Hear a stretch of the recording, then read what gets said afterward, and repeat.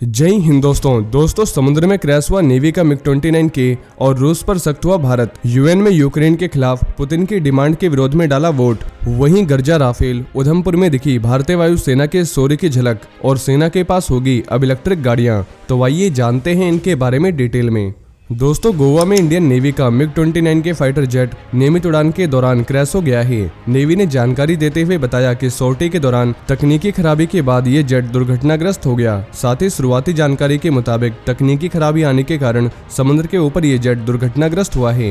Indian navy ने बताया कि पायलट को सुरक्षित बाहर निकाल लिया गया है और उसकी हालत स्थिर है और इस घटना के कारणों की जाँच के लिए एक पूछताछ बोर्ड BOI को ऑर्डर दिया गया है। दोस्तों, मिग-29K फाइटर जेट रेगुलर उड़ान का हिस्सा था। पायलट इसको लेकर समुद्र के ऊपर से गुजर रहा था। उसी समय टेक्निकल एरर के कारण जेट वहीं पर क्रैश हो गया। हालांकि इसमें पायलट की जान बचा ली गई है और जेट के दुर्घटनाग्रस्त को लेकर कई सवाल उठे हैं, इसलिए जांच के लिए आदेश दिया गया है। वहीं भारत ने 2004 और 2010 में किए गए 2 ऑर्डर्स में रूस से कुल 45 मिग-29K फाइटर जेट्स खरीदे थे और ये जेट इंडियन नेवी के एयरक्राफ्ट कैरियर्स पर भी तैनात हैं। साथ ही मिग-29 का इस्तेमाल इंडियन एयरफोर्स भी करती है।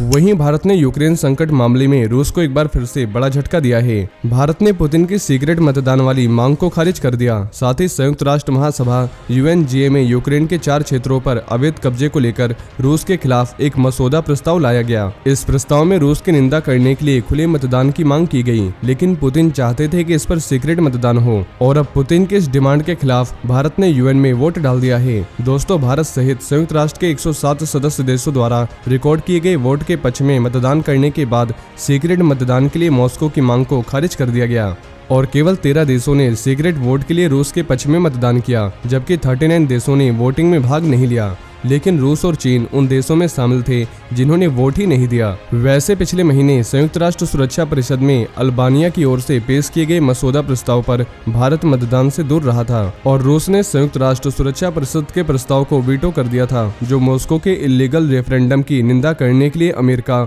और अल्बानिया द्वारा पेश किया गया था।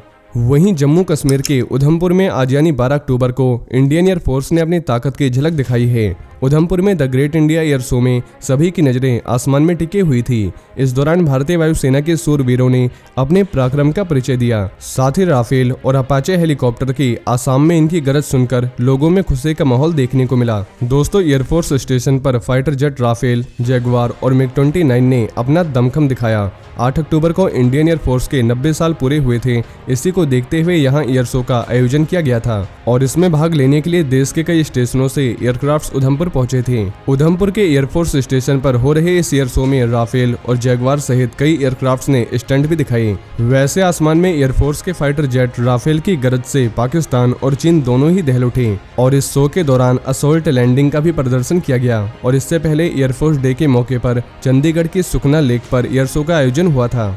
वहीं इंडियन कोस्ट गार्ड के एयर इनक्लेव ने भुवनेश्वर में 15वां advance light helicopter ALH MK3 शामिल किया है। ये हेलीकॉप्टर कितने काम का है, इसका अंदाजा इस बात से लगाया जा सकता है कि इंडियन नेवी ने 11 और इंडियन आर्मी ने 73 ALH MK3 का ऑर्डर दे रखा है। वैसे हिंदुस्तान एरोनॉटिक्स लिमिटेड ने 1992 में यह हेलीकॉप्टर बनाना शुरू किया था और अब तक 335 हेलीकॉप्टर बना चुका है। दोस्तों, लाइट कॉम्बैट हेलीकॉप्टर प्रचंड, रुद्र और लाइट यूटिलिटी हेलीकॉप्टर LUH इसी हेलीकॉप्टर के प्लेटफॉर्म पर डेवलप हुए हैं। वैसे इंडियन एयरफोर्स के पास 107, इंडियन आर्मी के पास 191 और नेवी के पास 14 हेलीकॉप्टर्स हैं और इस हेलीकॉप्टर को 2 पायलट मिलकर उड़ाते हैं और इसमें एक बार में 12 जवान या लोग बैठ सकते हैं। वहीं भारतीय सेना आने वाले समय में इलेक्ट्रिक व्हीकल्स पर निर्भरता को बढ़ाने पर विचार कर रही है। इस मामले से रिलेटेड ऑफिसर्स ने बताया कि आने वाले समय में सेना कई जगहों पर इलेक्ट्रिक व्हीकल्स जैसे बसों, मोटरसाइकिलों, लाइट व्हीकल्स आदि को शामिल करने की प्लानिंग पर काम कर रही है और इलेक्ट्रिक व्हीकल से सेना लगभग 25%, लाइट व्हीकल्स 38% बसों और 48% मोटरसाइकिलों और पर्याप्त चार्जिंग इंफ्रास्ट्रक्चर के साथ बदल देगी।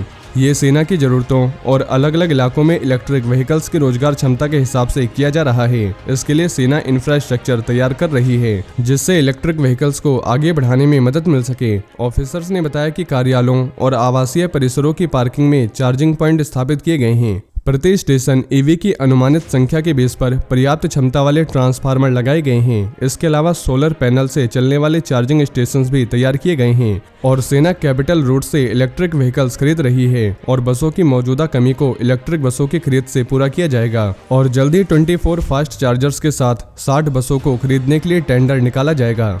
तो दोस्तों ये थे आज के कुछ बड़े डिफेंस अपडेट। वहीं अगर आप भारतीय सेना से जुड़ी ऐसी और भी जानकारी जानना चाहते हैं तो आपको हमारे दूसरे चैनल डिफेंस एनालिसिस पे मिल जाएगी, जिसकी लिंक आपको नीचे डिस्क्रिप्शन में मिल जाएगी। और ये इन्फॉर्मेशन अगर आपके लिए यूजफुल रही हो तो वीडियो को ज़्यादा से ज़्यादा शेयर करें और चैनल को सब्सक्राइब करना न भूलें। जय हिंद, जय भारत।